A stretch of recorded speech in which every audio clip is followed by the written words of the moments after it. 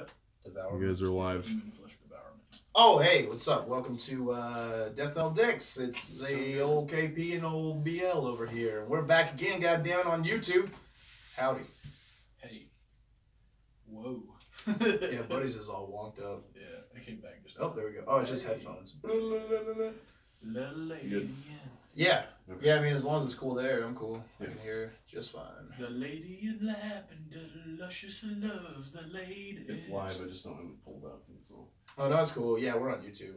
Yeah, if you're new to YouTube, welcome to our YouTube recording of our podcast. Did you put the last one out, or did you just delete it after we got done being live? I came on. No, it's out. Oh, yeah. Yeah.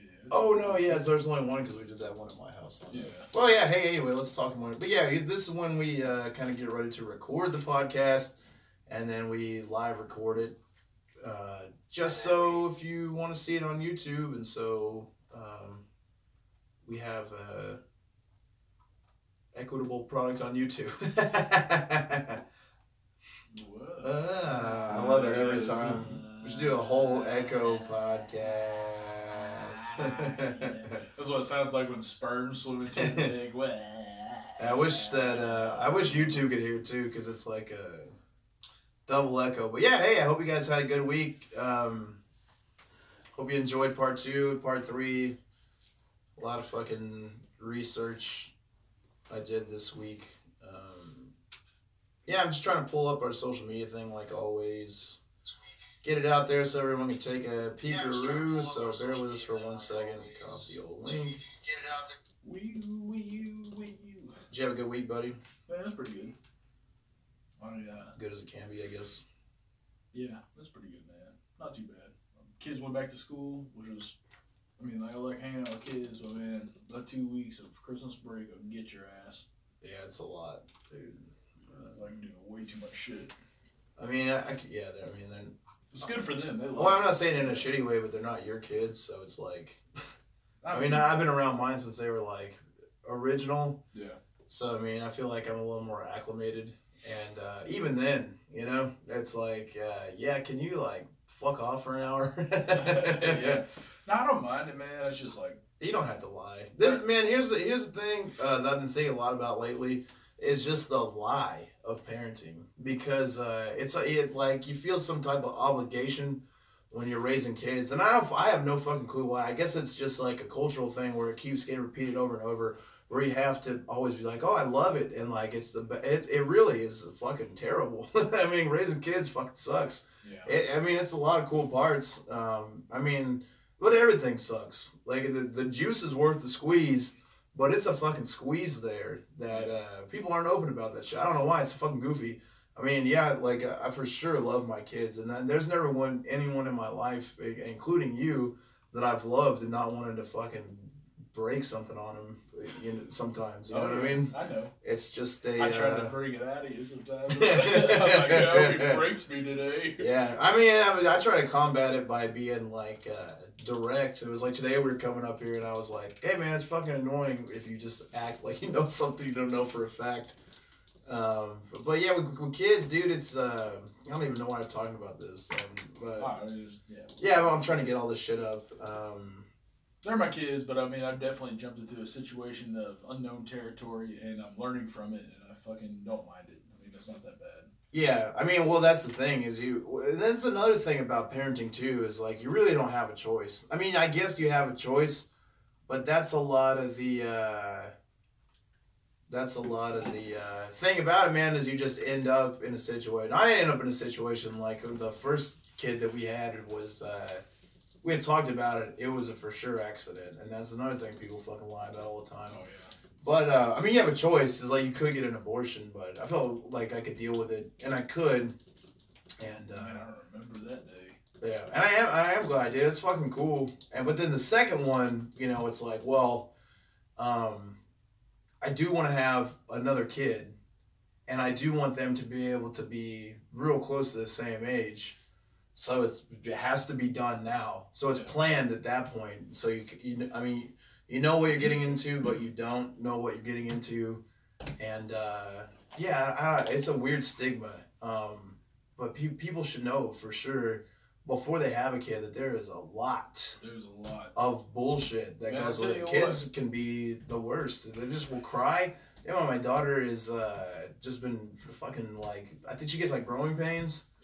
And then doesn't communicate that very well, and is just like throwing fucking fits. So she's like the nicest kid. Like, oh, she really is, man. She's sweet as can be. All the time, and but just like getting mad about shit. It's like, the fuck is your problem? You don't usually act like this, and so it's like it's the pig squeal. That's what drives me nuts. Like, shut the fuck up, man. That hurts my ears. But then when you like sneak up on them and they don't know you're around, you can hear their conversations. They're fucking hilarious, dude. That's some fucking funny shit, man. Yeah, I mean, I recommend it if you want to have kids, but if you're thinking about it and you're in a place where you're like, well, I don't know what to do, be prepared for a fucking mess, a nightmare, the worst. Because it's just the worst. It's the worst. It's great, but it's also the fucking worst, man. I mean, it's just over. Like, you hear like, oh, your life changes. Yeah, it's fucking over, dude. That's your main... I mean, get out there and, like, you know, that's their goal. Help them practice, man. Help them practice making kids, because that's fun. But, like, make sure you wrap up so you don't actually have a goddamn kid. Yeah. Yeah, be prepared for that shit. That could probably do the world a lot of good if you would just stop coming in motherfuckers without the expectation of what's coming afterwards, because that shit sucks, man. It's hard. You gotta fill up the old Cheerio hot tub. You gotta just pull out, bust in their belly button, and take a couple of. Yeah, that shit's fun as fuck too, man. Y'all are fucking weird. I mean, it feels way better to come inside somebody. Oh yeah, but it's just it's a fucking nightmare, man. Unless they got one of those dog funnel things so they can't scratch their ears, then that's fun to come on that. Oh man. What's up, Bobby? Thanks for watching, dudes. I guess we're not recording yet, so we can say whatever. Oh, Bobby, man. Yeah, well, if you're a patron and you're listening like Bobby is, and super thanks. I'll do all the shout-outs at the end of the podcast. But I was just looking at that a lot this week, and, man, that is a good feeling because, you make a fucking podcast. It's a lot of work.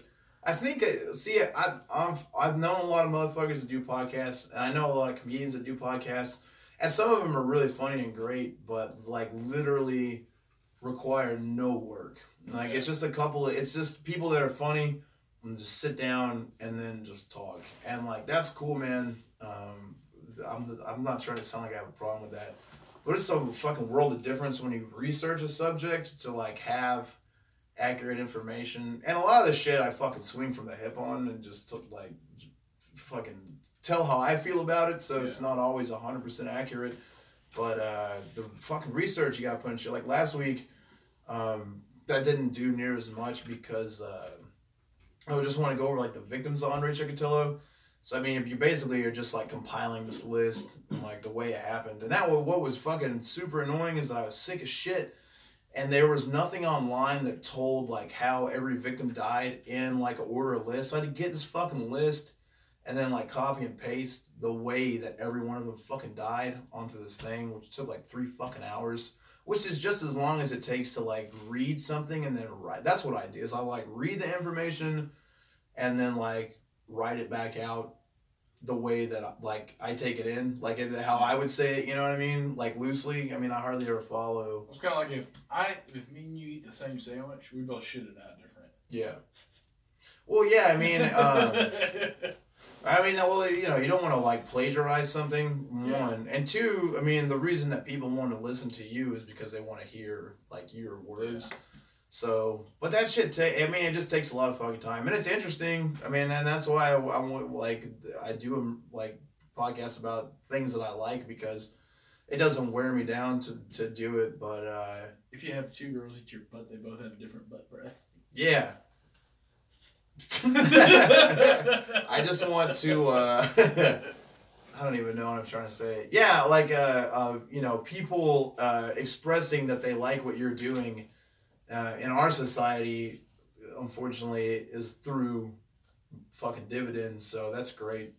But it's like doing a comedy show, it's like, I remember when I'm, like, first starting and, like, going to open mics and shit like that, like, you should definitely not get paid money for that because you are bad. And, like, you shouldn't be expecting people to like pay for, like basically when you get to this point, like, you know, in a roundabout, even if people don't know who you are and you're like the middle of the show and people are coming to see a comedy show, there is an exchange in cash because like at the base level of it, they are accepting that you should be paid money for the level of funny that you're at. Like they know that it's going to be worth fucking $10 or $12 or whatever, because every time they go to this certain place, they're getting laughs, and that's something that they like, you know?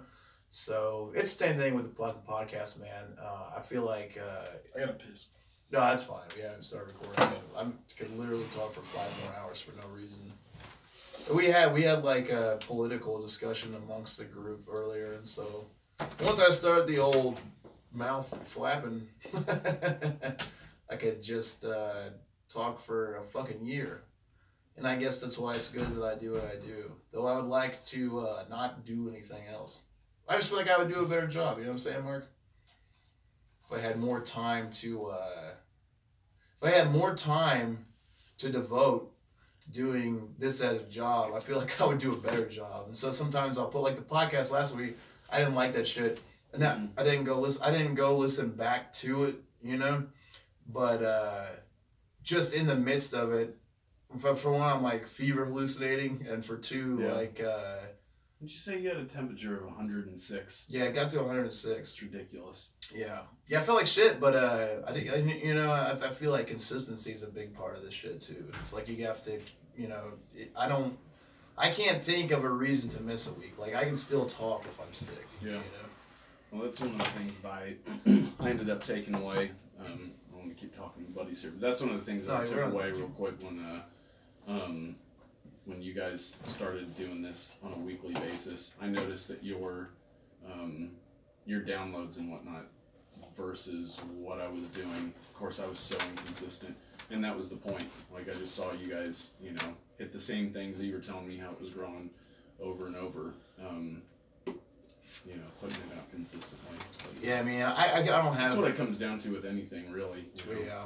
Yeah, I think that we're in a fortunate situation in that we're in this... is it niche or niche? It's niche, right? Niche is not the guy. It's when you're like in the United Kingdom, right? it's niche. Niche? In the U.S., it's niche. Niche market. It's a niche. Niche yeah, market. I mean...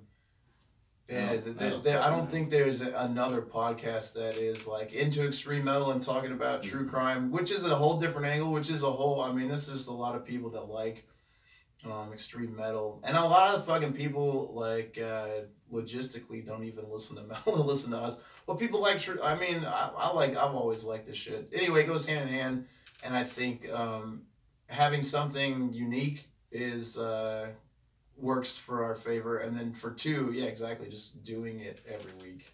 Well, I really hope that this year, and I'm not just saying this just because it's me and you guys, you know, come over here and you plug Professional Pirate Media and all that. Just from being in here so many times and listening to the podcast, I've randomly found myself listening to some of the bands that you guys have suggested. I mean, I sent you that after you guys did the whole black metal thing. I was listening to so much of that stuff because it was just interesting to me. Yeah. So I really hope that this year, you know, as you guys continue to do this and hopefully the podcast grows, more people who wouldn't be into it. I know that aside from the serial killer thing, just the music aspect, I mean, I've listened to so much more. I found myself listening. That's good. I think extreme metal is there's a certain wall because what you could normally access, especially within people of like our age group, because I mean, I didn't have the internet. I'm only 33. I didn't have the internet myself that I could get online and look at things at my house until I was 13. I looked up bands at school. Like I remember, I would go into a music forum and then write down every in an AOL chat room. Just log into like the death metal room and then just write down every band that people were saying, and then get on Napster and download like one song from each of them over the course of like a week. You know what I mean? Man, it used to be for me like just going to like a place like Sam Goodies or FYE. Yep. And then like there'd be like a worker there that liked some shit. And like, man, I really like Metallica, Kill 'Em All, and I got into this band Slayer, and then they're like, all right, like check this shit out. And then you go like, it started going from like, oh man, that's a cool album cover. So you're like, I'm gonna have to buy this. And sometimes you really fuck up and you're like, oh man, you get Molly Hatchet, you're like, this is a pretty cool album cover. And you're like, fuck, dude. Yeah, dude. Oh yeah, I know the exact Molly Hatchet cover you're talking about too. It's all like of fucking, dude. Well, there's one where it's like Odin and Thor on the album cover, and one of them's kicking a fucking horse's ass. It's just booting a horse, and the horse is tiny and it's fucking like. On the scale of the guy's foot, it's like half of his foot, and he's kicking the fucking horse. It's like, man, it's Thor. And that's really what took me so long to get into Grim Reaper, dude, because I was like, fuck, dude, this is going to be the same kind of shit. Wait, the band Grim Reaper? Yeah, dude. Dude. See you in hell, listen. See you in hell. Okay, I have to say this because you brought it up. I did not think anyone had heard of Grim Reaper. And years ago, I got to tag my buddy in this when we're done. Years ago, I was watching VH1 like late night, and they had Metal on or something like that. You talking about fuck, was the name of Metal Mania? Yes, Metal Mania. That was it, man. And Grim Reaper came on, and it was See You in Hell, and they had See You in Hell, Fear No Evil, and then there was another one that was they had three singles off their like three big albums, and Steve Grimmett, the lead singer, who was just one of the ugliest dudes. Yeah. Like, probably wearing like a duster. Yeah, and shit. He looked like the fucking 1990s ass fucking dude. You know what I'm talking about? Like the fucking that's so funny you mentioned that, because I was gonna bring this up. He played after Grim Reaper broke up. He played in a band called Lionheart. And Lionheart had this song, I can't remember it, but I can't remember the name of it, but it had the sickest breakdown in the middle of it, where they're just shredding on that thing. And Steve Grimmett, it was an inside joke with me and my buddy, who I'm going to tag in this, because this is the first time in probably 8 years that I've heard anyone mention Grim Reaper. Because they like it's hard, dude. Grim Reaper's fucking hard. I loved all that stuff, and so randomly we will post those videos on each other's Facebook wall, because nobody's heard of it, and it's like I laugh at that shit. So, like every now and then I'll just pull up Lionheart. Hey, man, they played in St. Vitus in New York last year, and that guy is still rocking the same haircut, dude. He's missing a leg now. Probably from diabetes. Was he fucking hopping around? I mean, like, does he got maybe like a fucking robot foot going? I think he's got a peg leg. Yeah. I mean, he's fucking. I think it was from diabetes. Of course it was. He's 600 pounds now for sure. Yeah, he's fucking fat as shit. Yeah, he can ride the fuck out of a horse. I'm 100% sure that guy. Yeah, probably not anymore. It's hard to get on a horse, man. Yeah, dude. I tell people all the time that the hardest breakdown ever written is. All Guns Blazing, that Judas Priest, All Guns Blazing, man. He lost both legs, it looks like. Damn, he just lost it. Dude, 100%. That's a diabetes-related casualty for sure.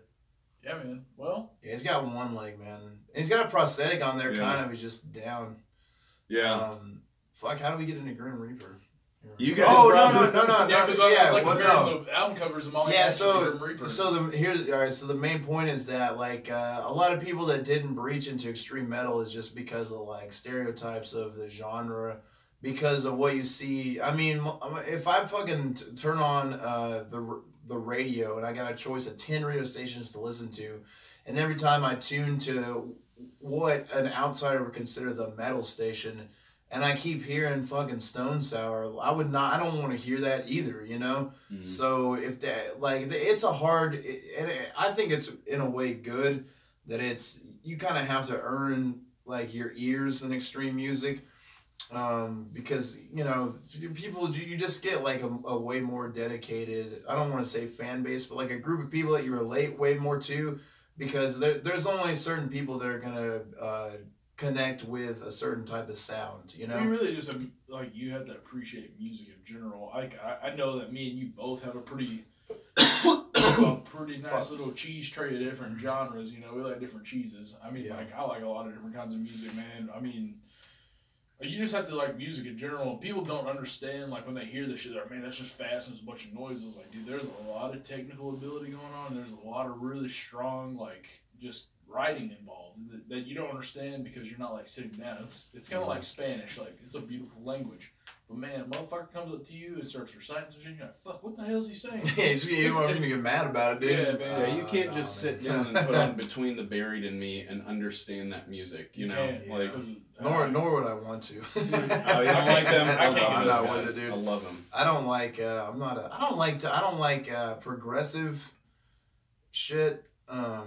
Like even like I mean, I'm not gonna sit down and listen to Yes. Between the Buried and Me is like a hard yes, dude. Hard yes.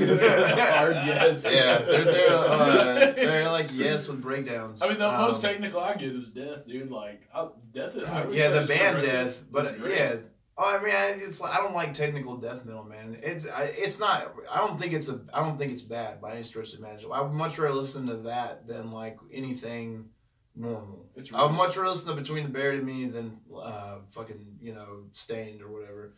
I don't even know what's popular now. I would rather listen to them than Tool. How about that? Like. Oh, I know. Yeah. But I just don't. I don't like technical death metal. Is not the genre for me. It's cool. The songs are fucking real long, is part of it, and yeah, Between the Buried and Me, and now every there is a lot going long on. Songs. Yeah, and there's a lot going on. It's like Opeth, man. Like when they made that shift over, that's just not for me. And I like Opeth, and I can definitely recognize that that's some of the best musicians that there is in general. But. I'm not gonna sit down and listen to Blackwater Park, like on a normal. Oh man, I like Blackwater. I'm not saying I don't like it. I'm just saying like if I'm gonna be in my car and I know that I have like an hour to drive from one place to the other, and that's when I'm gonna listen to music. I'm not going to sit down. I'm not gonna listen to Blackwater Park. I'm not gonna listen to one. You know what I'm saying? I'm gonna hop around and. Man, a lot of times with me, man, it's like the weather or like the times of the month that really dictate what I'm going to listen to. It's like, man, if it's cold, it's black metal, dude, or it's like whatever. It's just weird. It's really weird. But then like, I don't know, dude. When it comes to heavy music, it's just dudes that fucking look like they're doing drywall and they're going, hey man, Tom G. Warrior, like those riffs, like you hear Celtic Frost, like fuck, and then you look at Obituary and they got some fucking Nike Monarchs on, you know that you're in. Fucking. Hey, what can we do to get a jaw for Tom G. Warrior, man? A jaw? A jaw. He doesn't have like even a semblance of a jaw. How do we? His face ends like right here, dude. Like his bottom lip. He's got like a chin on his lip, and it's just so fucking weird looking to me. I mean, that's why he writes and like thin lips. That's why he was writing trying to make like, a face out of it. That's why he's writing shit like, fucking monotheist, and like you hear that shit, and you're like, man, that's a jaw, dude. When you hear that riffs, those are jaws, man. Yeah, I mean, Ellie writes a hell of a tune, but he's got 1/4 of a face, dude. He's missing all of this. It's just he looks like a drive-through fucking female clerk at a Taco Bell. You're yeah. Like, oh fuck, man. Yeah. How are you doing? Hey, so I was thinking about that come and go. I was trying to explain that come and go lady, and I was like, she has like all her teeth over here. She has like all the left teeth, but none of the right teeth. How the fuck did that? So we gotta make a video with that lady. I mean, she ain't gonna. I don't see why not, man. She parties. Yeah, you don't come by those teeth just by living normal life, dude. Those teeth don't just happen like that. I don't know, you say that, man, but we're both in the same boat with teeth right now. Yeah. By the way, Steve Grimmett's leg was amputated because of a bad infection, apparently. That's diabetes, bro. That's what happens with diabetes. That's like coming to chili cheese dog, man. You get like there's something about like their circulation's not that good. So if you get like a little cut or some shit, it doesn't like move the body there. It doesn't move the blood through the body the same way because your circulation's bad. So you get like gangrene and then that like fucking the blood's only. He was in Ecuador. No, he was in Ecuador when his leg got cut off. Can you imagine getting your leg cut off in Ecuador? You in hell? Yeah, they're actually probably pretty dope because they have. Probably a socialist country, so it's probably good. Probably good doctors, man. Socialists have good doctors, man. I mean, when you go to like government provided school and you like want to be a doctor and like the it's what you want to do. That's one of the things with socialism. I mean, I'm not a socialist. I'm not down with that. That's an extreme version of what I would be talking about. But again, if that's like your path, it has to actually be something you're passionate about. Like you wouldn't go to be a doctor to make the same amount of money as someone who fucking makes toilet paper. You know what I'm saying? Unless you're into it. Man, Steve Grimmett looks like fucking Thor now. Like the fucking singer Thor. Oh, the dude Thor? He looks like your mom. Hey, really, guys, man. listen, man. Go back up, dude. That looks like old Ginger right there, man. No, man, that looks just like my mom, man. What the fuck, man? Hey, you want to do this podcast, man? Let's do this shit. Hey, I hate to sound like an asshole. Could you give me some water, Mark? Yeah, that's fine. Sorry. You want me to start it first? Yeah, that's fine. All right. Ooh, back to Russia we go for another exciting edition of Death Metal Dukes.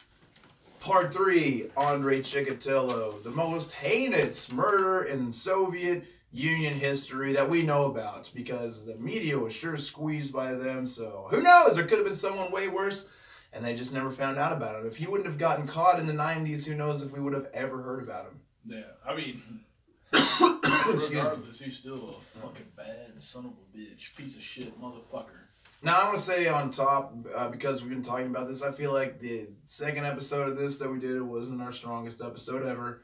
When I got home from the podcast recording last week, I had a fever of 106 degrees. I had to get in a cold shower and slam a bunch of ibuprofen to not die. So it's not an excuse. It's just that I wasn't in normal capacity. You were feeling rough, dude. I'm sure that I mean, you keep saying that it was good. But anyway, just to clear my brain up, I feel like it wasn't the strongest episode we put out.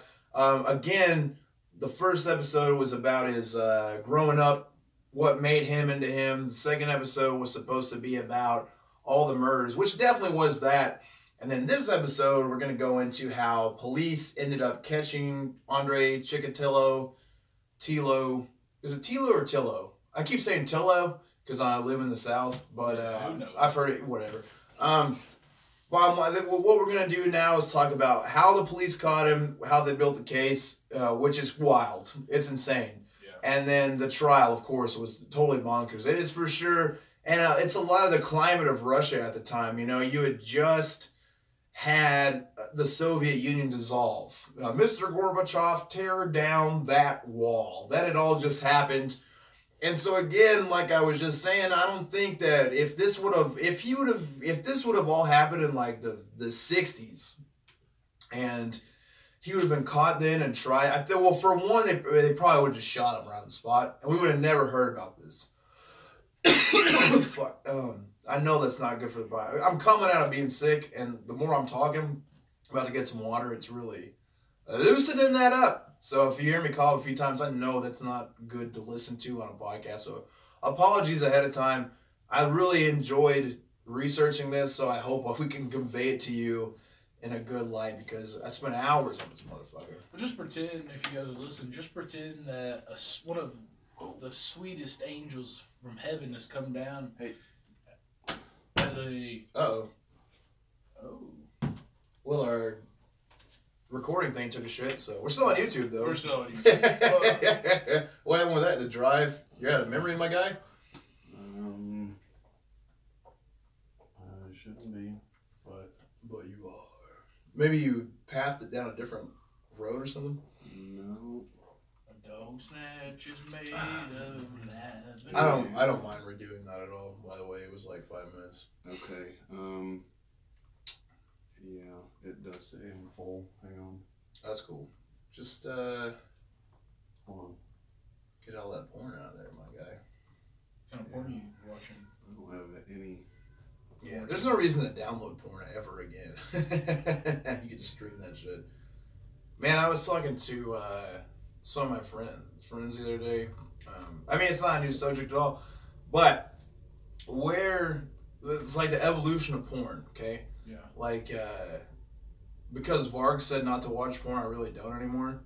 But Did you really say that? yeah, man, you gotta watch the Thulian perspective. I have been, but I ain't seen caught that video. Oh yeah, dude, he's got a bunch of them about how porn degrade. I don't know what his fucking point was.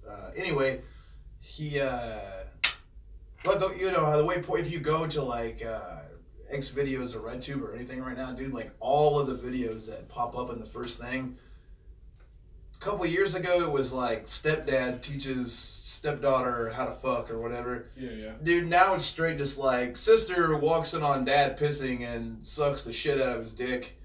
Yeah. What is the incest curve?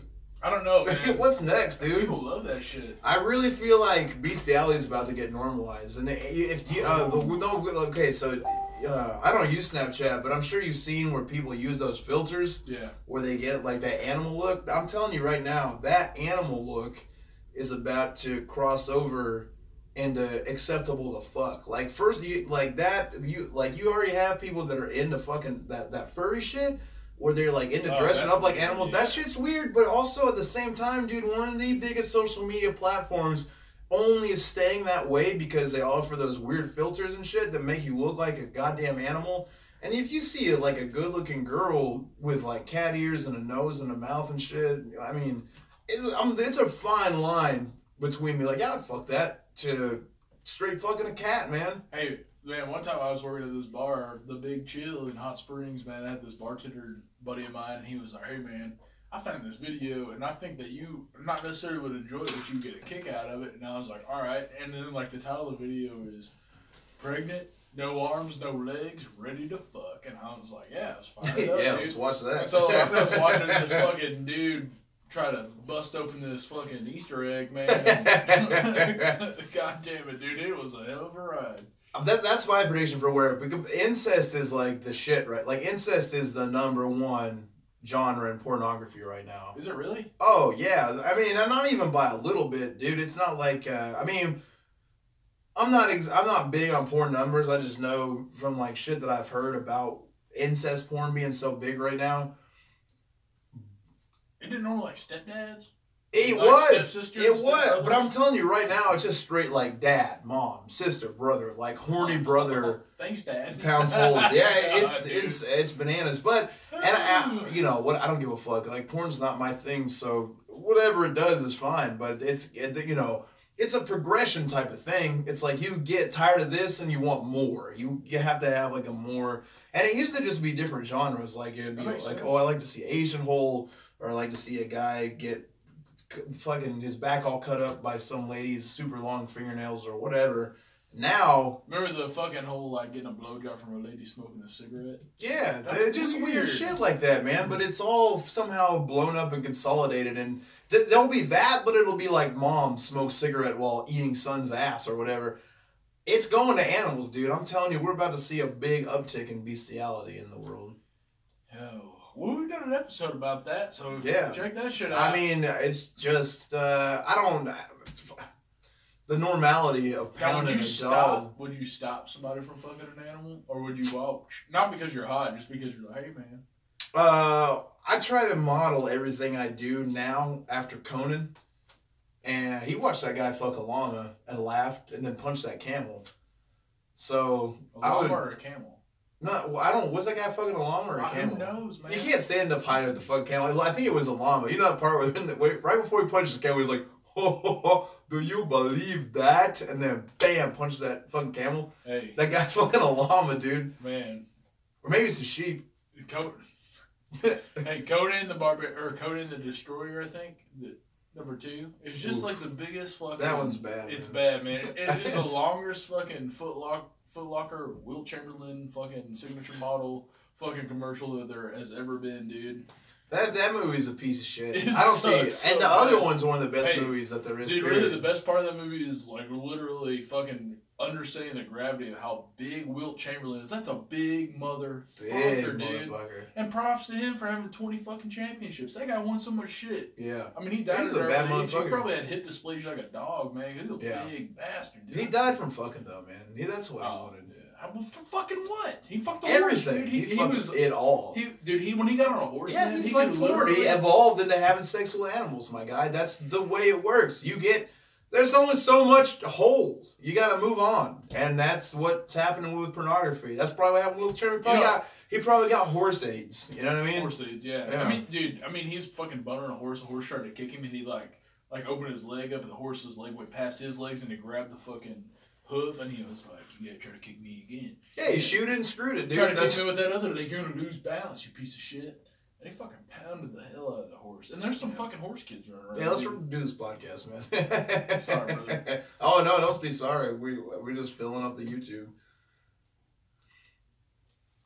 Jesus Christ in heaven. Welcome back to Death Metal Dukes. Part 3 of Andrei Chikatilo, buddy. You ready for it? Yeah.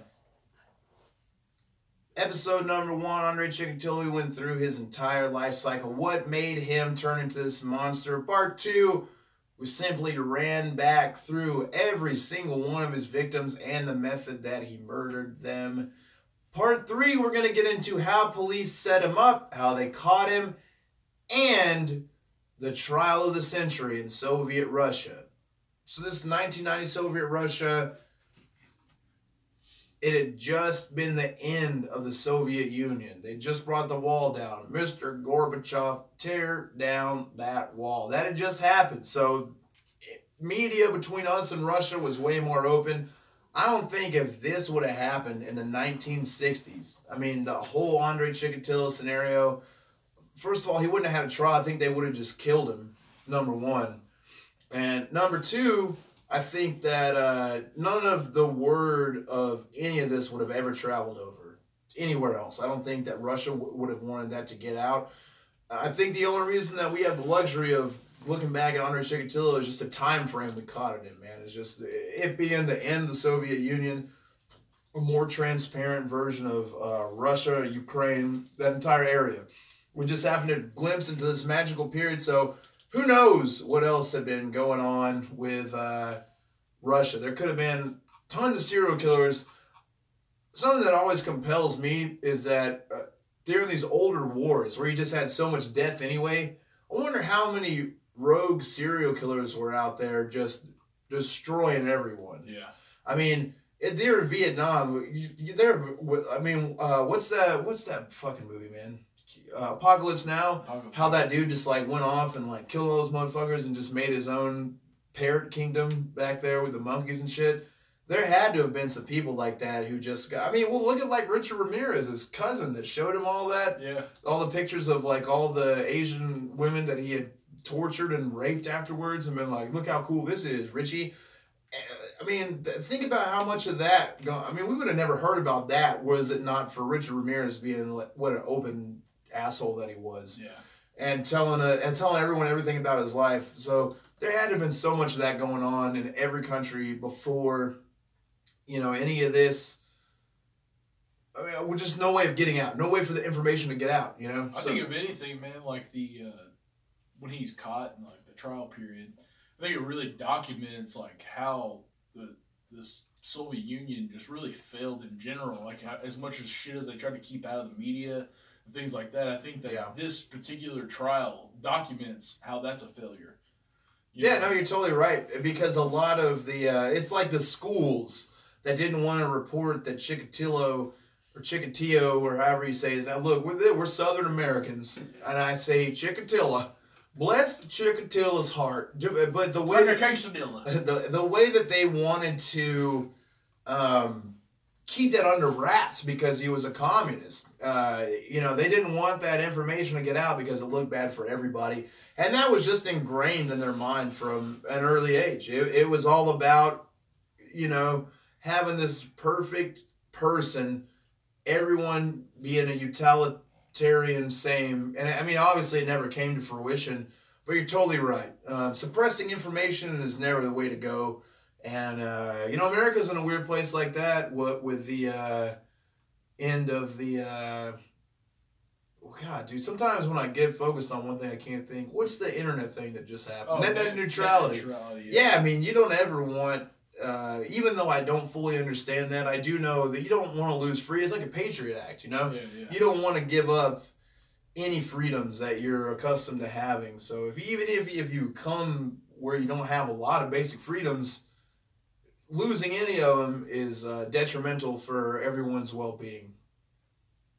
So I don't, obviously the Soviet Union didn't work out, but that's what people don't want to be cramped like that. They don't want to fit into certain mold of things you have to do. You got to be X, Y, or Z. Need to know information, motherfucker. If somebody's outside killing and doing all these things, and there's these same type of things going on, you need the public to know so that they can identify things. Yeah, and that's one of the cool things about the case that we're going to talk about today is just the way that the police finally ended up handling it, as opposed to kind of ignoring it and sweeping it and not connecting it as a serial killer.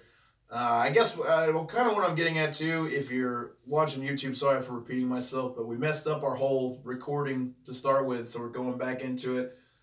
I wasn't super proud of episode number 2. When I left last week, I went home and took my temperature, and it was 106 degrees. Because I had to take an ice shower and a bunch of ibuprofen to get my fever down. I was just super sick, and I didn't want to miss a week. And we went through all the murders he committed, which was 56, so it became monotonous, And hopefully you guys enjoyed it. If you didn't, thanks for bearing with us. Feeling a lot better this week. And did a lot of work on part 3, so I'm really excited to get into it. Hey, man, and dude, mad props though, man, because listen, there is no motherfucker I know that's hardworking as you. It's like somebody that's that sick comes and does a show, dude. Like, hey, man. Yeah, I mean, I got one thing I'm working towards, you know what I mean, and that is podcast supremacy. So that brings us into our next thing. Thank you guys so much for listening to us. I mean, that's first and foremost. This is a free podcast, and you're taking hours of your time to come into our world and listen to the way that there's a lot of true crime podcasts, and you're coming into our world and listening to the way that we feel about these things, the way that we give you the information back. You probably heard these stories before, and you're just interested in our take on it, and I really appreciate that. I can't, I look at the numbers of how many people listen to our podcast. I'm overwhelmed every week, and I so much appreciate that. And I hate to feel like I'm asking for favors, but we want to do better at this. We want to do it more, and that requires more time because, like, just this one episode, for example, it took, probably 9 hours of, reading and writing. I'm reading information, and then I'm writing it down, in my eyes. And then I'm going to read it back. And so that is just a lot of time. And I could have more free time to do it, and I'm not trying to sound like complaining, but I'm trying, I'm also a stand-up comedian. I'm just trying to make this my living, and I can do better at all those things the more time that I have, and obviously having to work other jobs and things like that take away from it. So we've set up some things that will really help us get to that goal, doing live shows and traveling. And those things are, one, the easiest way to do any of this, first of all, is to get on, especially iTunes, but anywhere you listen to this podcast, and give us a 5-star rating. Now, you don't have to write anything in particular in the comments. That part doesn't matter. It's just how many reviews a podcast has. That's what gives it the juice. So if we could get, we're trying to get sponsors, things like that can really ease our burdens. Those things come by way of having X amount of ratings and having a large social media presence. Now, I do enjoy reading the comments, only because when I see them, I'm like, man, this makes me want to push harder. Like, it makes me want to deliver to you guys. Like you guys are important to us. Like, man, I see things every day that makes me go, man, this is fucking worth it, dude. I love this shit. I love the feedback, and beyond that, please reach out to us on any social media platform. If you guys just say anything to us, it makes us feel tremendous. I mean, we love, like, that's really why we started doing this, is that we know that there's way more people than us out there who love extreme music and love true crime, conspiracies, horror movies. There's a lot of people like that, and we live in a small area, so we wanted to connect with other people like us outside of where we live, and then also build up a community of people who are like-minded into the same thing, so we could, branch out and go different places and hang out and, make connections. Yeah. So that's a lot of the reason we do a podcast. But I find out about new bands all the time because like people that we get in contact with, they're like, "Oh man, that band you recommended is really awesome," and then like they'll send something to me. They'll be, "Man, you got to check this out." And I'll check it out. I'm like, "Dude, this is fucking rad." And that's, man, like being a metalhead is a lifestyle. It's not like a fucking anything else. You know, it's.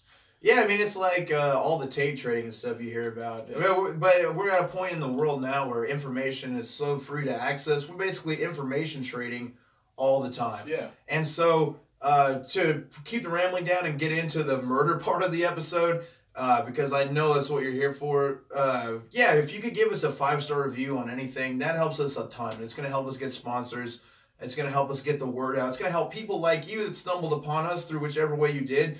It's going to help more of you connect. I was looking at the stats this week. I saw some wild, like, we have a huge fan base in Canada. Who would have thought? Yeah, what's up, Canada? What's up, Australia? You know, just people out there. We got like 30 people listening to Norway, which is, it's not even an English-speaking first country. This rules, man. Overwhelmed by it all. And so just to ask you is a burden on me. It feels weird, so that's all I'm saying. The 5-star reviews are tremendous. If you feel like going even further beyond that, we have a Patreon set up. It's just a soft setup. So what you can do is you can go through and read through some of the rewards we offer now on tiers, which are things like giving you a shout out on every podcast, which we do at the end of the podcast. I mean, you are helping us so much. And when I get to reading those names, I mean, I'm so appreciative that anybody would like what we're doing enough to kick us dividends. And it's not like it's unanswered. You know, we're not begging you for money. We give a service in exchange. So with the time, also, if you are a patron and you're on one of those tiers where you get a certain thing, like you get to suggest a murderer or song, hit us with that because we'd love to do that episode for you. And if you're thinking on it, I totally understand that because it's a big deal. I mean, we're going to do an entire series on serial killer that you're into, perhaps, or conspiracy or whatever. And on the other business end of that, again, if you live in Northwest Arkansas, we will be at Bike Rack Brewing in Bentonville Sunday, January 28th, doing 2 shows. That's 2 live tapings of the podcast. Why? Because they're both going to be packed all the way full. It's a free show. I'm going to have the link on January 12th. I'll put that out. So next week when we do the podcast, I'll be able to tell you where to go to find that if you don't already follow us on social media. What to expect. It's going to be a comedy show. It's going to be Mark, our producer. It's going to be our friend Raj. I think he's doing comedy. I don't know. It's going to be me and Sam Talent. Sam Talent, I'm sure if you don't listen every week, he's a friend of mine. He's been on Comedy Central, been on Viceland, writes for Vice, writes for The Hard Times. Super funny guy. He's real goddamn funny, dude. And it's just, we're going to do a comedy show. And if you want to come when you live in that area, because again, they're both going to be packed, I want to make sure everyone there can go to the shows. There's not going to be any seats left at one of them. So when the link's up, you're going to have to go and reserve it. I want people that are really into the show to come more than I want people that are into like me and Sam because I want to get a cool podcast crowd. But what I'm getting at is make sure you hit that link and also don't go to both of them. Go to one or the other. The first show, the first show is we're going to record the episode with Sam and we're going to do John Benet Ramsey. Okay. And, these episodes are going to be patrons only. Now, I might put the Sam Talent Out one on for free just so people know what a live podcast sounds like, maybe to get them more interested in the Patreon. And then the second one we're going to do with Raj Suresh, and I can't remember what he said is the murder. There's a string of murders from India. He's Indian. Okay. And string of murders in India that he knows about. I looked it up and it was wild. So we're gonna do that one on the second show. So one or the other really just depends on what time frame you can get into. And also, if you have never been to a live stand-up comedy show, believe it or not, it's prepared material. It's I write jokes and then take time to make them great jokes and then deliver them on stage. And it's gonna be the same ones the first and the second show. I feel like I didn't used to know that. Like when I would watch a stand-up comedy special on like Comedy Central, or even the first stand-up comedy I remember seeing is like Eddie Murphy Raw. Yeah. And I was like, he's a movie star and he's just fucking hilarious. So he's just walking out there and talking some shit. That's totally not the case. So it's going to be the same thing, the first and the second show, and then a live podcast. So you don't want to hit it. You don't want to go to both, is what I'm getting at. You'll be tired as fuck if you go to both of them. So one or the other. And on now, if you're there to party, we'll party with you motherfuckers until dawn. Yeah, if you want to do it, I mean, if you want to do it, go ahead. But just know what you're getting into. I'm going on about this for a long time. I'm real excited about it. We're all real excited about it. And we'll see you out there at Bike Rack Brewing on Sunday, January 20th. We'll have that leak for you next week. So, yeah, thanks. We're going to get back into Andrei Chikatilo. Now, of course, we know that he murdered 56 people in the Soviet Union during the peak of the Soviet Union's falling apart.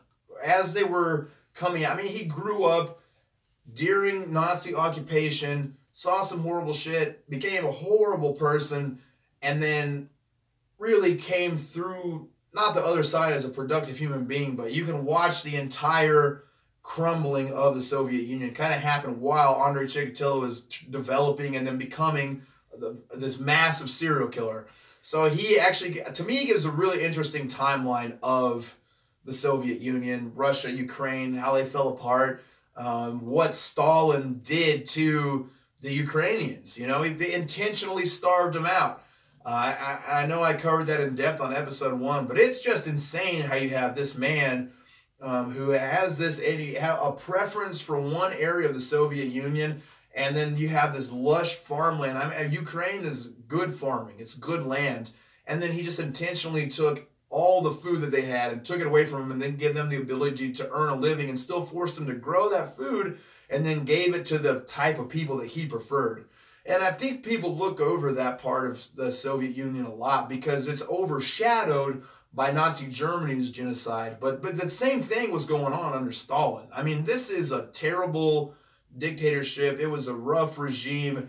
And this just gives you a good timeline of it because you watch how hard it was on Andrei Chikatilo growing up. And that's the type of thing that gets bred in that environment. So again, I just want, there had to be more. And, you know, a lot of times, like Otis Toole and, oh my God. Henry. That's what I know. I've like, anyway, Portrait of a Serial Killer. Henry, Jesus, Lord God in heaven. One of the most infamous serial killers in American history. So dumb right yeah, now. me too. Well, I get on one thing and I can't switch off from it. Anyway, Otis Toole and Henry, fucking kill face.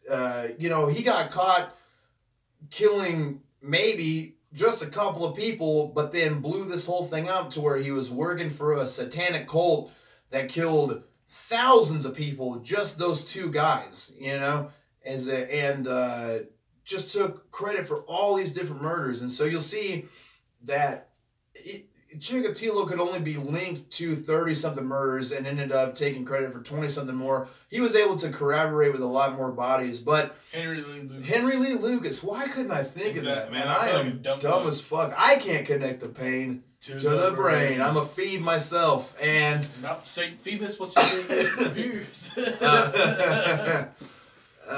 Yeah, I mean, Andrei Chikatilo's motivation, as you've heard in the first 2 episodes, was completely sexual. I mean, he could not get an erection, so he hated the outside world, and he blamed that a lot on his shortcomings, which is a classic scenario for people to blame their problems on other things, but he took it to the extreme nature of really weaponizing his sexuality. And that's what it boils down to. Sorry.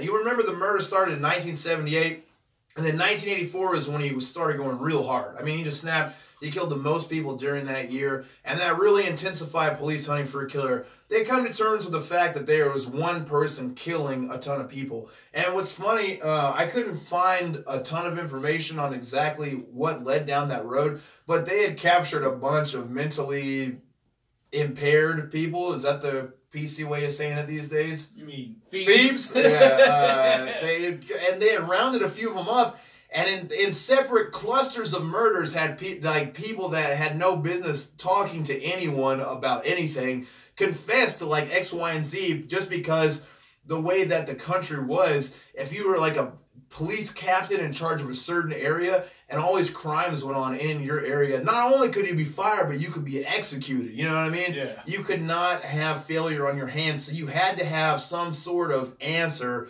for the crimes that were going on. So they had to get, I mean, and I told you in the first episode that there was a gentleman that got executed wrongfully because of the first person that Andrei Chikatilo killed. Because of his history of, like, I think he had, like, murdered and done, or maybe he had raped somebody. Sexually assaulted somebody. Sexually assaulted somebody, but then they found some blood, and they were like, oh, yeah. And then what it was is, like, apparently, this is what me and Chris think happened, is that they were just having some fucking weird-ass period sex, and fucking they found some blood. And it's always period sex, man. Period sex, dude. You know, a lot of people are into that, which they'll never admit to, but they like it. That's what I got the most feedback about from the last episode. I don't even remember talking about it, but our friend Jerry, he messaged me the other day and he was like, I gotta be honest with you. When Buddy started talking about a girl sucking clots off of his dick, I got nauseous. I was He's like literally nauseous. I was like, I don't even remember that I don't really remember specifics, but hey, man, if you're sucking clots off people's dicks, yo, props, son. Yeah. You got some. You're a trooper. You are our number one. Well, not mine. Anyway, September 13th, 1984, two undercover detectives noticed Chikatilo trying to talk to young women at the Rostov bus station. The detectives decided to follow Andrei and observed him committing frotteurism, which is rubbing your penis on people in public. Whoa. And so it's like, basically what he was doing is just like going into a crowded area and then like putting his arms behind his back and then wiggling his fucking limp dick around on people. Let's say, yeah, of course, it's illegal, bro. Oh, yeah. That's a shit move. Have you ever done that? No.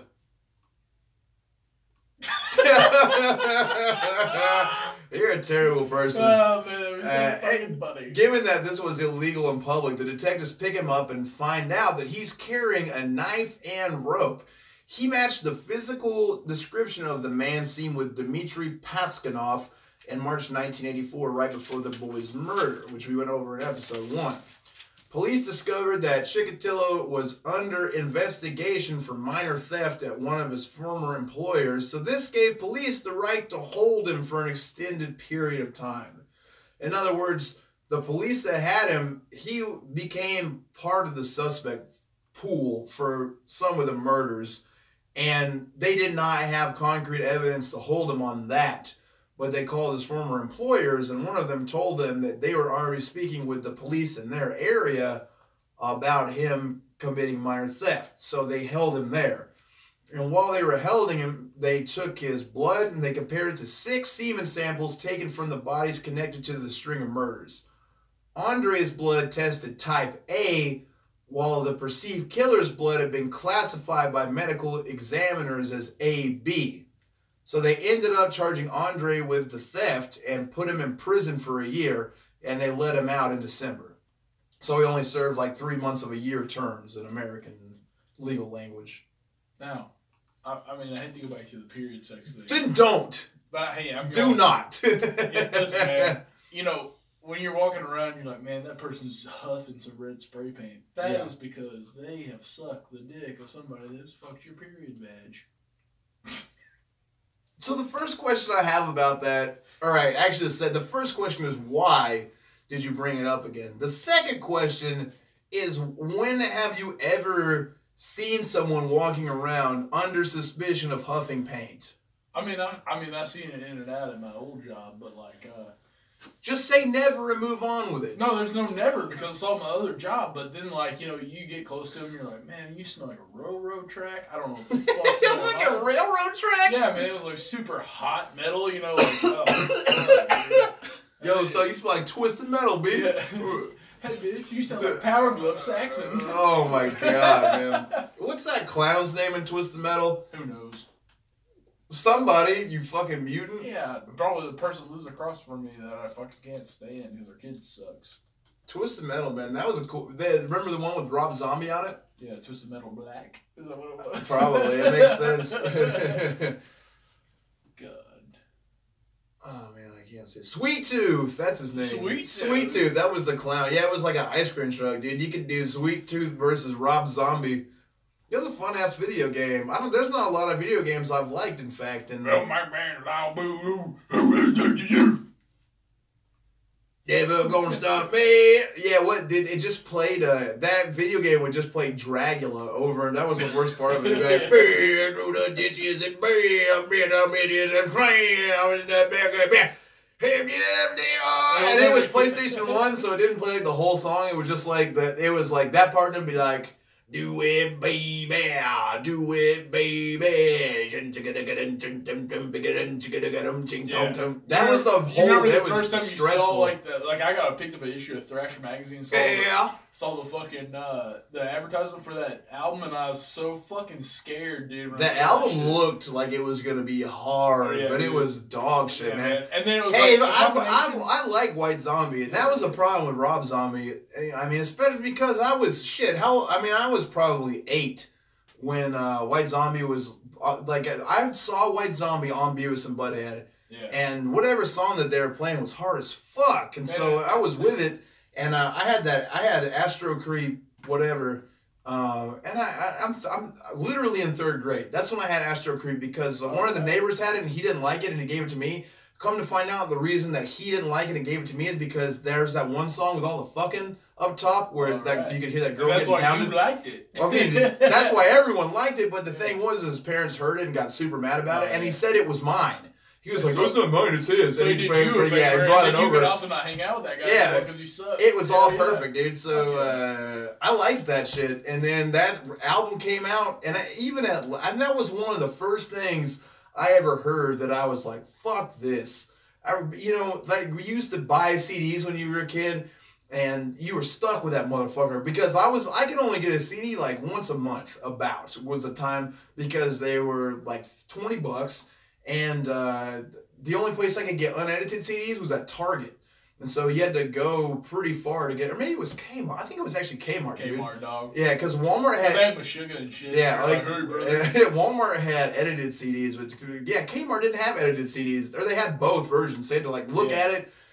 And so that Rob Zombie album was that, and so I had to make a case to where we would go to Kmart, and then I would be alone with $20, and if that cost less than $20, I would be able to buy it. And I did that with Rob Zombie, and I took it to my house, and I snuck down to my room, and I put that shit on, and was pissed. And I was like, fuck, all right, well, maybe I'll try it again. And I hated that album so much. And in fact, I gave it to the kid that gave me Astro Creep 2000. And I told him it was awesome. The culmination of that whole thing was when Kurt Russell made a comeback, and he was like, I'm going to do Escape from L.A.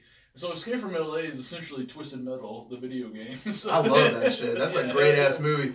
But yeah, so again, they tested his blood. He ended up getting out of jail in December of 1984. Andrei, he had to earn a living again. He was... now, I couldn't find what had happened with his marriage. I think his marriage dissolved. And I hate this. I'm pretty sure his marriage... Remember how he bought that house for himself?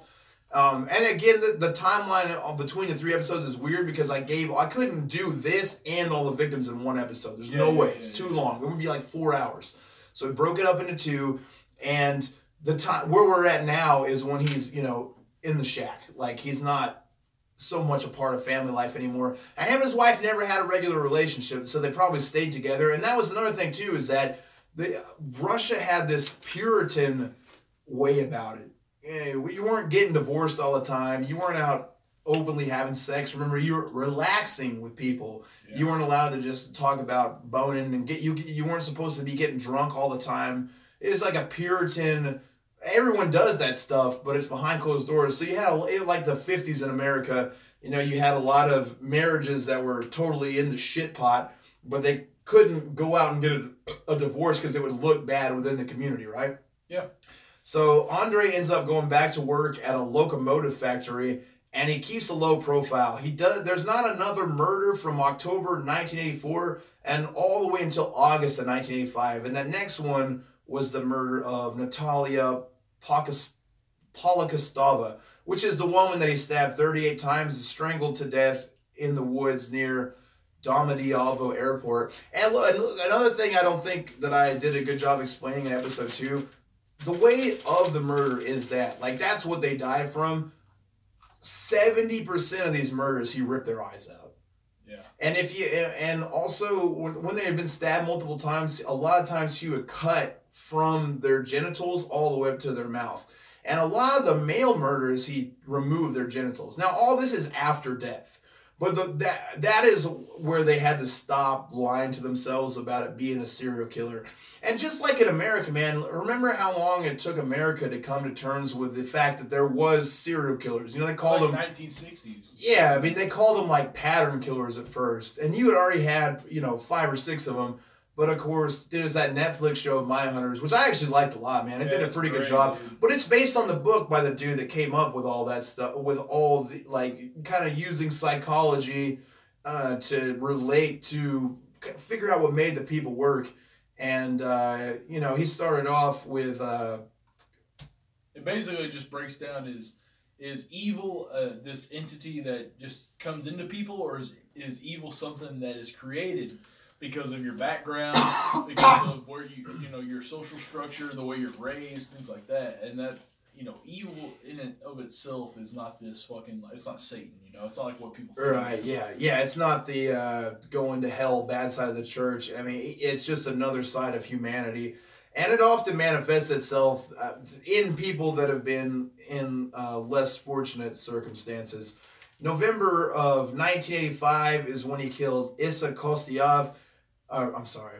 November of 1985 is when Issa Kostyov became the lead investigator on the case, which is now a team of 15 procurators and 29 detectives. And a procurator is like agent, it's like it's how an FBI agent, they're a detective, but also they're reaching a lot further than a normal detective would to gather as much information. And then the way the Soviet Union worked is that every single government position it's all bureaucracy, so it's all split up in different files. So if you had a police station, the person in charge would be like the president or the dictator of the police station, and then you have all these different people under them. So like a procurator is going to be the person that is outside of that type of system, inside of another bureaucracy that would be gathering the information from all the other smaller bureaucracies.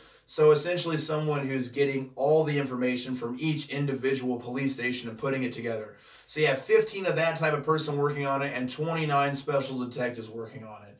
And that is that many people because it's so spread out. Remember, he was going to all these different towns, never flying, always taking a bus or a train. And in Soviet Russia at the time, you didn't have to present an identification. There was no name on your ticket. And I'm sure it's still like that in America. I mean, the last time I rode a train was when I was in Chicago, and I had a show in the city one night and then in the suburbs the next night, and it was like a 90-minute train to get from one to the other. And so it wasn't the regular city transit, it was state transit, which ran through Amtrak. So I had to go to this separate, larger train station, and then it's essentially like an airport would be because there's a ton of people waiting in one area to get on the bus and then ride it out of town. So, but you just go buy a ticket at the counter. They don't check your ID or anything because it's just a train, Yeah. So there's no proof of who's been where. Now, if you fly somewhere, which back then and still today, flying in Europe is way cheaper. So a lot of people would commute. I mean, Russia is huge. So that when the Soviet Union was all together, it was huge. So if you wanted to get from like Moscow to Kiev, Ukraine or whatever, I mean, you would take a flight and it would be cheap as shit, but you would have to record that you had been on the flight. So he knew to travel by a lower form of public transportation where there was no record of it. He would just do that. And of course, from the second episode, that's where he killed the majority of his people were around train and bus stations. As far as documented, I mean, some people think that he killed way more than that. Man, and that's kind of what I was getting at the top of the podcast, is that I am almost certain that there was other serial killers doing the exact same type of shit in the Soviet Union at the same time. And again, because information didn't travel, the media, when in the 80s, was a lot more expansive. The government did not squeeze it near as tight. But when he was first killing people in the 70s, not a word of it got out. Yeah. There was not newspaper articles about it, no radio about it, no TV about it. I mean, no one had TVs in Russia in the 70s. In the 80s, when the grip started loosening, and Russia was trying to work its way away and then back into like the normal world instead of trying to be its own world, they loosened their grip a lot on the media. So, I mean, that's going to come up here in a second on this, with as far as Andrei knowing about the murders. But, fuck, I lost my train of thought, my guy. Did you get a phone call? Is that what happened? No, my phone just started wigging the fuck Oh, out. okay. Anyway, so let's just go back to this. So what this team started to do, now they had done a lot of this before, but what they started to do as a collective group working together all the way across the Soviet Union is they began to question and re-question known sex offenders and homosexuals, which is a real sketchy practice, That's why a lot of people, I'm sure, were closeted. I mean, people were just used to keeping things secret in the Soviet Union because you didn't want your business that was not Puritan related to be out in the world. If any seedy thing you did, you didn't want anyone to know about it because without there being a loose media, people gossip, and gossip will kill you in this day and age that we're talking about now. So it's absolutely, atrocious that, unfortunately, at this point in the history of the Soviet Union, and shit, man, I think it's actually still illegal to be a homosexual in Russia. So if you were one then, they would just shake you down anytime something happens. So we're looking right here how police are just interviewing people as a possible serial killer simply because they're gay. And the police were also starting to take female police officers, the younger ones that might look like they would fit into this guy's MO, and having them go to local train and bus stations in plain clothes, not in uniform, to try to blend in and just kind of surveil things, and see if they noticed anybody that was falling into these patterns without shaking them up with a police uniform out there. And at first in the Soviet Union, this is one of the major breakthroughs that I was talking about as the Soviet Union progressed more. They gave a psychiatrist, Dr. Alexander Bukhanovsky, full access to the files to create a psychological profile of the killer they're looking for. And this shit is crazy to me, especially since this is a newer science in Soviet Russia in the 1980s. Bukhanovsky told police that they were looking for a man in his 40s or 50s who had endured a painful childhood and was incapable of flirting or courtship with women. He was likely of average intelligence, likely to be married and to have fathered children, but also a sadist who suffered from impotence and could achieve sexual arousal only by seeing his victims suffer. Yep. The murders themselves were an analog to sexual intercourse. This individual was incapable of performing, and his knife became a substitute for a penis which failed to function normally.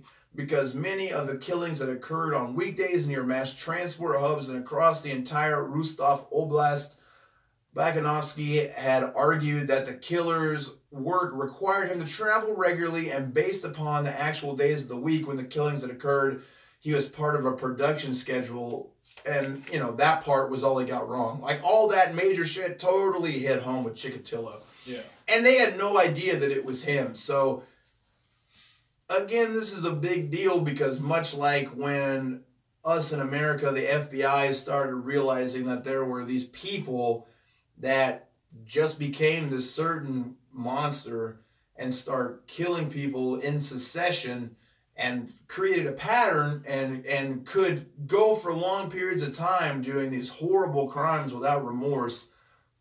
Finally, the Soviet Union in the mid-'80s is adapting this and catching up to something that, we have been doing since the 60s. What they do is what it used to be like is it's the same stigma with drug addicts.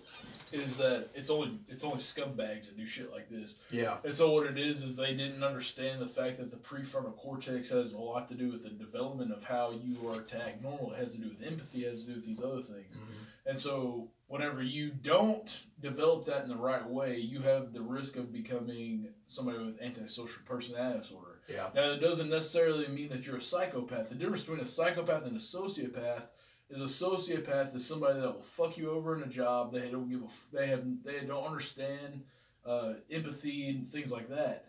Now, psychopaths take that a step further, is where they get off on the fact that they not only do they not understand empathy, but they get off on the fact that you are in pain. They love that you're in pain. Yeah. They don't understand that you're suffering. They don't get that shit. Yeah. So they torture animals. They torture people. They do all this other stuff. Very sadistic, but to them it's normal, you know. And then they kind of try to go back and go, wait a minute, why am I doing this? Other people don't do this, and they try to justify it. And they're like, oh, wait a minute, you know, I'm a higher intelligence than everybody else. Yeah. That's the difference between a psychopath and a sociopath. And so this old way of thinking of like only scumbags do this shit is really what deteriorated this entire investigation from the get-go until they decided to go, hey, maybe we should, you know, really look into more modern things. And you know, America was the same way too. But a sociopath is going to be the type of person that if they don't fall down this path who is super successful. Yeah. You know, I mean, I would be willing to wager that probably 80% of the world's top CEOs are a sociopath. Yeah. Because a lot of times you gotta, you know, I'm just being safe. But you know, if you to get to that level, you gotta shit on a lot of people, and I don't think it's necessarily what would separate someone like me or you from that, but I think that it really aids you as only worrying about yourself going to the upper echelon of this, and the wake that you put off behind you is of no concern. It never even crosses your mind. I think that benefits you a lot in a lot of things. I mean, people that I know that I've trained in combat sports with, any of them that I would think like this person is probably a sociopath, way further excel than anything I could have ever done. Sure. And that also is because it seems to shut off like you know, if I wake up and I don't feel good, it's easy for me to talk myself out of going to the gym or something. People that I know that seem to be a sociopath, they don't even have a thought like that in their brain. They just know what they want, and they'll do anything to themselves or anyone else to get to that point. And to a degree, they themselves enjoying their own suffering. That's a good point too. But yeah, man, I mean, I would say a lot of times that these people, and in the serial killers that we've covered, basically everyone except Richard Ramirez had a pretty good job. Yeah. I mean, they have bounced, and that's another thing I've noticed too, is that they bounce between a lot of different careers. Because anywhere where they've let even like a little peep of them true self out, they've totally abandoned that whole thing and gone down a different road. And no one ever likes them either. Yeah. They never have friends, and that's not for, well, I mean, we haven't done John Wayne Gacy yet, but some people liked him, but he didn't have like friends. He was hanging out with kids and shit mostly. But yeah, you just have a caustic personality. People you can influence. Right, and that's because they're becoming like a currency to you, people. You know, like you don't really, like we're friends with each other because we have similar interests and we enjoy each other's company. If you don't have that thing in your brain that you enjoy someone else's company, you just want them around because of like how it helps you or whatever, you just don't connect with people. Yeah, if you try to justify, they're my friends, but then you're like, you have to. The question you always ask a sociopath or psychopath is like, okay, so they're your friends. What do you do to help them out? When you help them out, is it to benefit you or is it to benefit that person? And so that's a really hard one to answer for some of them because they have to sit back and they have to analyze that question. I feel like I've got a whole horse's load in my throat. It's just like a big goopy mess in there. God damn. Like a college gangbang? Yeah, like Debbie drinks 80 comes. I'm guessing who's the dad? Yeah. The stories of a killer and his modus operandi began to appear in newspapers, and Andrei followed along closely. The next murder he commits, he'll be trying to do things differently because he's reading about what they're trying to do to catch the killer in the paper. And here's a good example: is you'll remember 18-year-old Iriana Pogarilova. That's the body where he had dug a deep grave and tried to bury her. And when I say deep, a lot of these murders, he just left them where they were at. Like, he raged, stabbed them, cut their eyes out, and maybe put some leaves over them. But he never put a lot of effort into, like, digging a hole. You know what I'm saying? And so this one he did. He really tried to hide the body. And that was right after a big story come out in the newspaper. And that was out on a collective farm in the city of Badariysk. Police found her on August 18th, 1986, which was the first body that they found in almost a year. And with the characteristics of Chikatilo, she had her eyes removed, cut from mouth to genitals, and one breast removed. Thanks, man. His first murder of 87 was 12-year-old Olev Makarinikov, and he only killed he ended up only killing 2 other boys that year, which was leaving police to think that the killer had gone all the way cold or died or something. You know what I mean? In 1990, Andrei is linked to 9 of his murders. He'd be getting comfortable again, and this prompted Viktor Burakov, who we talked about in the first episode. He was one of the more on-the-case detectives, to try another plan, which was to place a large uniformed police presence at the main train and bus stations to discourage the killer from even being around those, and then try the tactic of putting non-uniformed female police officers in smaller train stations. That way it would be easier to notice the killer's actions. So they're trying to funnel this dude from walking around and rubbing his dick on kids and women in the big areas where it's harder to notice that sort of thing, to rubbing his dick on women and children in the smaller area where they can notice that sort of thing. Yeah, it's so weird, man, because you're not like... back then they thought, they're like, oh, well, they only like this. They only like women. The serial killers only like women. They don't like men. Oh, no. They're boys like that to a degree. They really... Remember, he was killing all those boys and shit. Yeah, that's what I'm saying. That's why they're interviewing homosexuals. That's what I'm saying, is that the police and these, like, officials, that's what they were getting at. It was like that serial killers only like this one thing. Oh. I see what you're saying. But the one thing that they don't understand is that the one thing that turns them on is pain and suffering and all these other things. So that it has nothing to do with a dick or a pussy. It has to do with suffering. Ow! Yeah. Woo! Yeah. I cut you up. You think what if you in this area of time, probably the highest enjoyment I could have got is going to see, like, Manowar live. You know what I mean? Just yeah. And then that's the same way that this guy felt about cutting someone's tits off. Yeah, man. Whoa! So, here tonight to kick some goddamn ass. Yeah. Brother. Yeah, so he's getting comfortable again, and they're putting the female officers, plain clothes, in the smaller train stations. They've got uniformed police officers, so he's got to change his movements up. He can't be going to the big ones, he's got to go to the little ones. And once the plan went into effect, this same week, police discovered the body of 16-year-old Vadim Gromanov. He'd been strangled, stabbed 27 times, and then castrated. And he had been killed before, he'd been killed before the plan went into effect, and that's what I was saying. They found his body like a week after. So they're really trying to tighten their grip right now. And, they're at a point, I mean, we're talking about the late 80s now, so they can tell when a body was killed and everything like that. So this really gives everyone who's now in this current mission, like, vigor. They're like, all right, guys, look at this shit right here. We have got to get this motherfucker. We cannot allow this shit to keep happening. Right after this happened, police observed Andrei at a train station with 10-year-old Viktor Tishkinko and on November 3rd, and his body was found with 40 knife wounds in it. His body was found on November 3rd with 40 knife wounds. Now, this is at a station. Police observed him they didn't know he was a suspect, but they saw a man leave with a boy. So the description of the man with the boy was written out and turned in as normal paperwork.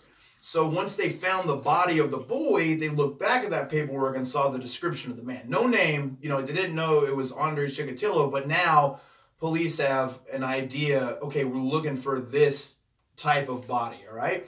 So November 6th, police spot Andrei Chikatilo approaching a well to wash his face at a station. As he approached, the undercover cop reported that Andrei had grass stains on his suit and a red smear on his face. And the part of woods that he was coming from was generally only visited by people that were hunting wild mushrooms, and it was not mushroom season. Plus, Chikatilo was wearing a suit and had a nylon gym bag that wouldn't have been suitable for carrying wild mushrooms in. So the officer stopped him and wanted to check his papers, but had no actual reason to arrest him. When the officer's shift was over, they went back to the station and filled out a report about stopping Chikatilo and asking him what the hell he was doing out in the woods. On November 13th, police discovered Svetlana Korostik's body in the woods. He had come out, or they discovered her body in those woods that he had come out of. So, again, now there's a police report. They find that body. They go back to those files from that time frame, and now they have Andrei Chikatilo's name, and in that same report is the description. So, not only do they have his name, the description of his body, but they send this to detectives, and detectives immediately recognize the name Andrei Chikatilo because, of course, he had been arrested the one time before in connection to the string of murders. He fits the age and body type that the other officer had reported, so they're starting to get a pretty good idea that this might be the guy. And he was on the list of suspects, so police ended up taking that information and contacting his former employers to find out he had been fired from teaching for, his lewd conduct with students and sexually assaulting students at the second school.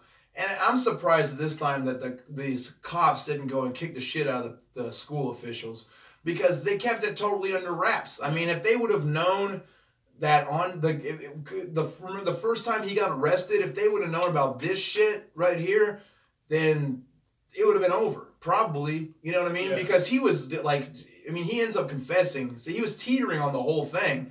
Like, he didn't give any more information than he had to the first time. But if I would have been that detective and I heard that this shit happened and they kept it quiet because they didn't want the Communist Party to school look bad, I would have kicked the shit out of him if I was one of those grizzled cops who's like not only trying to prevent murders, but they're under the gun. Like, they have to make this happen or they're gonna get fucked up, Yeah. I mean, Soviet Russia's a tough place, dude. Let me cough real quick, sorry. Fuck, being sick's bogus, man. Police began doing surveillance on Andrei the next day, which is, of course, November 14th, 1990. On several occasions, particularly on trains or buses, he was seen approaching lone women or children and engaging them in conversation. If the woman or child broke off the conversation, Andrei would just stand there and wait a few minutes and then move to another woman or child, which is terrifying. Now you're getting the picture of how he works. He's just going to public areas and standing around being a creepy asshole and then trying to talk to whatever woman or child that he can. It's like going out to the deer woods for him, man. It's like sitting up in the deer stand, just kind of waiting to be like, oh man, here's this little baby deer, just fucking baby comes walking up, and then the mom comes up, and then he's just waiting for dad because he wants those fucking horns, man. He wants the fucking antlers. Give me that shit, dude. So it's like one doesn't work out, he just moves to the next one. Yeah, but that's such a wild thing to be going on, and it just shows the fucking incompetence of these police too. Because he looks creepy as fuck. Like, when you get to see pictures of Andrei Chikatilo, he is a ridiculous looking individual. I mean, his face, just the way that he talks and moves, is not what a normal person would do. You know what I mean? There's like three types. Man, here's the thing, man. If you feel like you need to have some justifiable means to be able to go, man, how do I profile somebody who does things like this to kids or, whatever? I mean, you definitely look at their facial features. You go, look at this weird, weak-ass mustache they got. It looks like some fucking shitty-ass fucking pit hair. Then you go, okay, what the fuck, man? And then you go, wait a minute, is he wearing khakis? And they're like, oh yeah, dude, with some white socks. Yeah, why is your fucking shirt tucked in at 2 in the you ain't at work, fucker? You just tucking your shirt in for what? You got a braided belt on? That's the type of person you are? Yeah. Well, why are you talking to kids for, my guy? And you got a real fat fucking wallet with a bunch of business cards that you just don't even give a shit about. But then you have to, then this is where it really kicks in. There's 3 types of shoes that motherfucker's going to be wearing. Nike Monarchs. Uh-huh. Fucking shape-ups. Uh-huh. Oh, man, I think that's out of the equation. They ain't making shape-ups. Now shape-ups are rare enough that they're fucking cool. Oh, they're getting on eBay and buying this shit. And then you got the fucking New Balances. You know what I'm talking about? The navy. Oh yeah, basically the Air Monarch, but the New Balance version. Yeah. Or you know those one shoes that's like I don't even know how to describe them. They're kind of like a boat shoe on top, but they have a sole, like a real thick sole, like a janitor shoe. Yeah. That's the one that I would profile in that too. I get so mad if an adult talks to one of my kids. That shit infuriates me. Cause why? The fuck are you talking to a kid? You know what I mean? When we first had my daughter, we were in Kroger one time, and I like turned around to grab some fruit, and this fucking guy, like you know those shopping carts that look like a car, and they can sit in the car part. So she's like in the car part, and I just turned around for a second. I turned back around. He's got his head in that talking to her. So I pulled my hand back and smacked the shit out of his ass as hard as I could.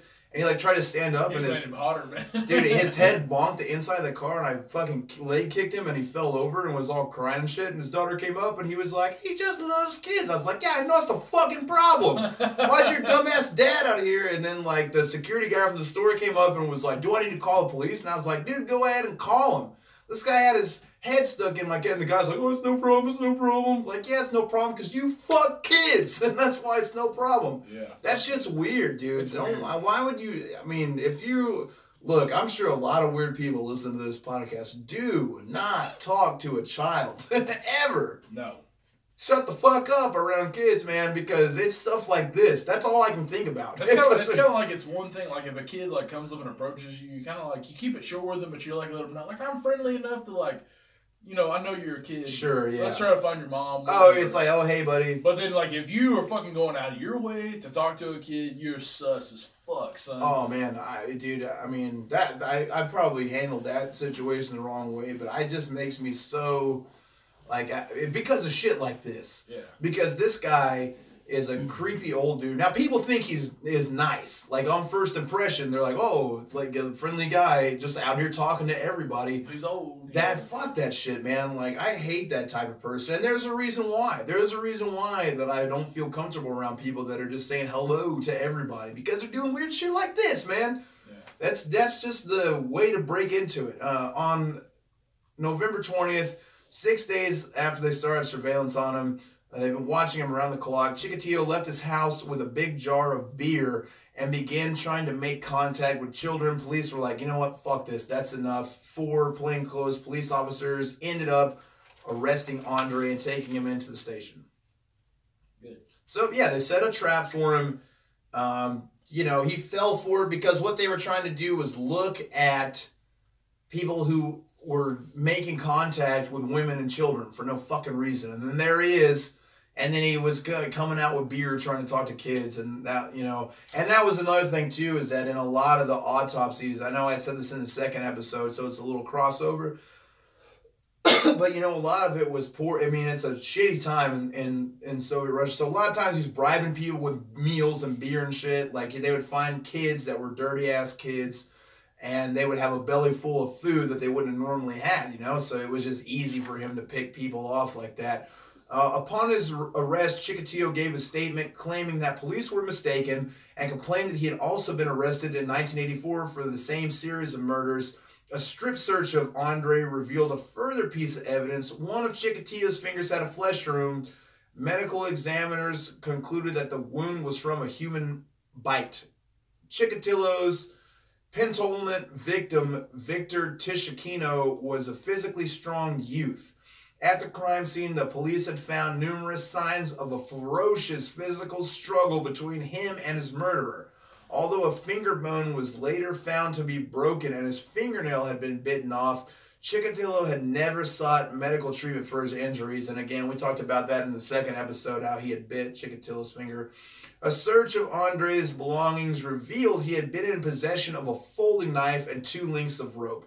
A sample of Chikatilo's blood was taken and placed in a cell inside the KGB headquarters in Rostov with a police informer who was instructed to engage Chikatilo in conversation and elicit any information he could from him. The next day, the 21st of November, formal questioning of Andrei began. The interrogation was performed by the lead investigator, Isa Kostyev. The strategy chosen between police and Chikatilo began. God damn, dude. Yeah, I'm just losing it, dude.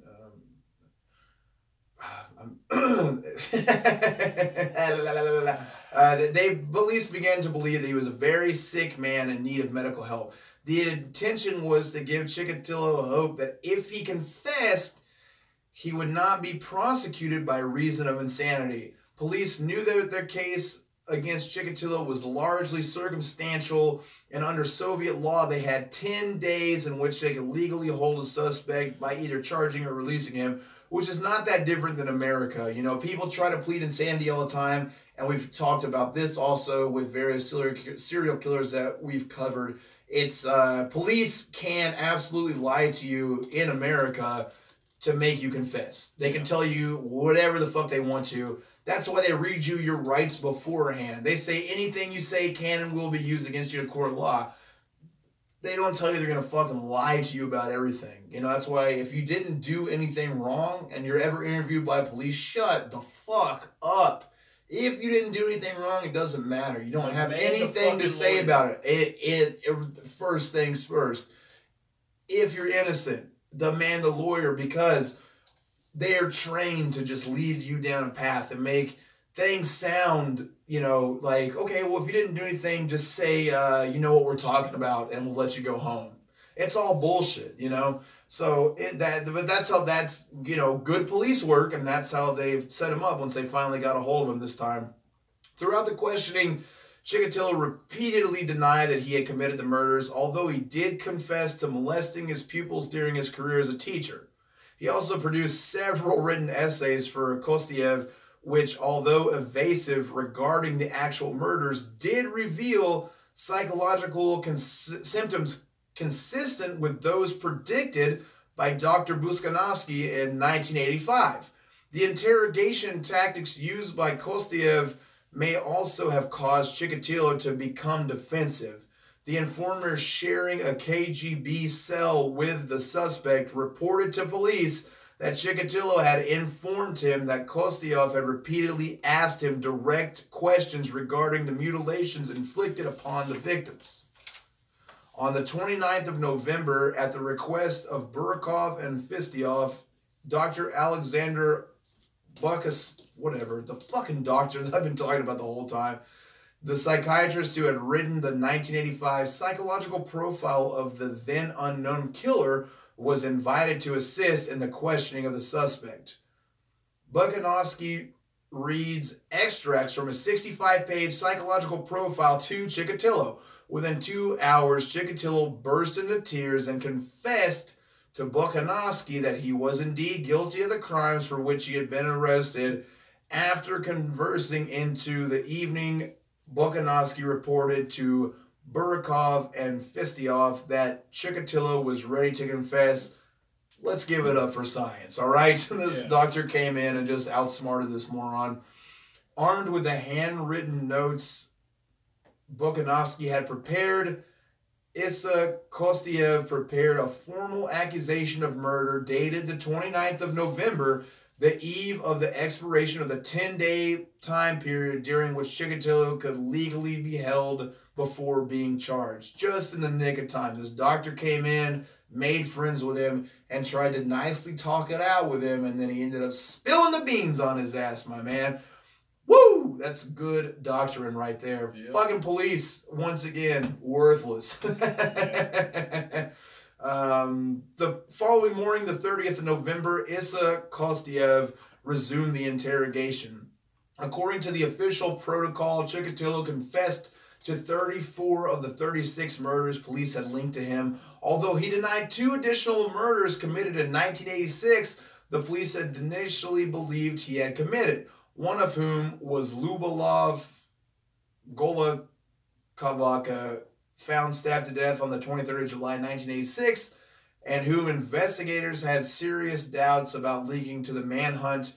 The second was 18-year-old Iriana Pogorelova, goddamn Russia, found murdered in Batagisk, 18th of August 1986, whose mutilation closely matched those inflicted upon other victims linked to the manhunt.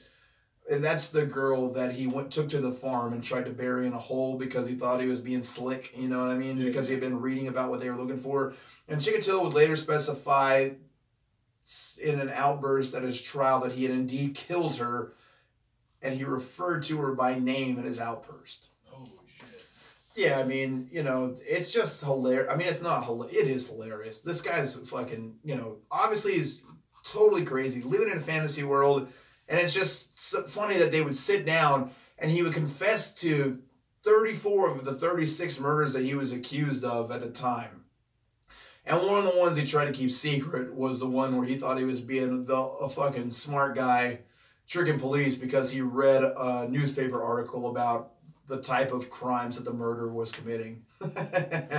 Yeah, smooth, buddy. But it gives you, you know, a pretty good look into his mental state. Yeah. And we had talked about the whole time how he thought he was smarter than everyone else, which is some psychopath shit, you know. Chikatilo gave a full detailed description of each murder on the list of charges, all of which were consistent with known facts regarding the killing. When prompted, he could draw a rough sketch of various crime scenes, indicating the position of the victim's body and various landmarks in the vicinity of the crime scene. Additional details provided further proof of his guilt. One victim on the list of charges was a 19-year-old student named Anna Limasheva, whom Chikatilo had killed July 19th, 1984, near Sakati Station. Chikatilo recalled that as he fought to overpower her, she had stated that a man named Bars would retaliate for his attacking her. Limasheva's fiancé had the nickname Bars tattooed on his hand. I noticed, this is Chikatilo's words, I noticed that a girl, 12 or 13, was coming behind me carrying some kind of bag in her hand. I slowed down and let her catch up to me. We walked together beside the woods. I started talking to her about whatever I thought might interest her. I remember she said she was going home from the store. I pushed her off the road, grabbed her by the waist, and dragged her into the woods. I pushed her onto the ground, tore off her clothes, and lay on her. At the same time, I was stabbing her, imitating sex. Wow. Which, you know, that's what he does. He fucks with a knife. Andrei Chikatilo confessing, that was him confessing to the 1982 murder of 13-year-old Lyubomir Biryuk. And that, you know, just paints a picture of the exact same crime that he committed over and over again. He treated his fucking knife like his dick, you know? A Ginsu screw, man. Fuck, that would be my God. In describing his victims, Chikatilo